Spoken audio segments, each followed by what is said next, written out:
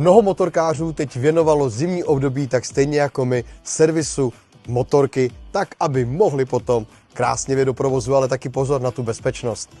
Elo, co si myslíš, takovou tu klasickou radu, kterou by si chtěla dát všem řidičům motorkářům, teď co prostě v zimě spali a nemají takový ty reflexy? Čím začneš ty, co by si všem zkázala, jako aby si třeba rozhýbali někde, nebo co mají udělat pro to, že měli zimní spánek všichni? Tak ja by som asi najprv, ja som ešte nemala takúto skúsenosť, pretože toto bola moja prvá akože sezóna, dá sa povedať, aj keď bola taká kratšia, ale asi by som najprv si skontrolovala všetko, alebo dala skontrolovať, čo sa týka motorky. A určite byť dobre oblečený. A potom by som sa pomaličky rozjazdila. Já bych ještě doplnil, dávejte pozor, třeba v serpentinách, v lesích může být třeba štěrk na vozovce, ještě silničáři nestačili odklidit, tak ať to taky samozřejmě nepoložíte.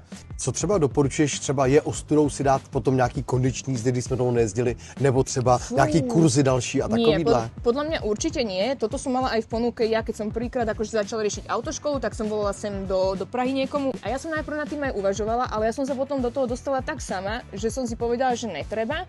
Ale zase musím povedať, že by sa mi to zišlo, lebo ešte si tak až neverí. Vieš, v tých zákrutách a není to ešte taká ten pocit z jazdy, že tie ošuchané kolená, takže možno ešte v rámci tohto by sa mi tie kondičné jazdy akože zišli, aby mi povedal niekto, že čo robím zle. Je nutný na motorce jezdit rychle? Nie.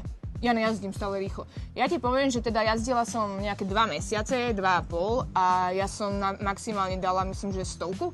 A vôbec akože sa s tým necítim nejako menej cena, alebo nejaký problém nemám s tým. Co by si chtěla zkázat třeba ostatním řidičům osobních automobilů nákladáků, když potkají zase po sezóně motorkáře, nebo jak se mají chovat?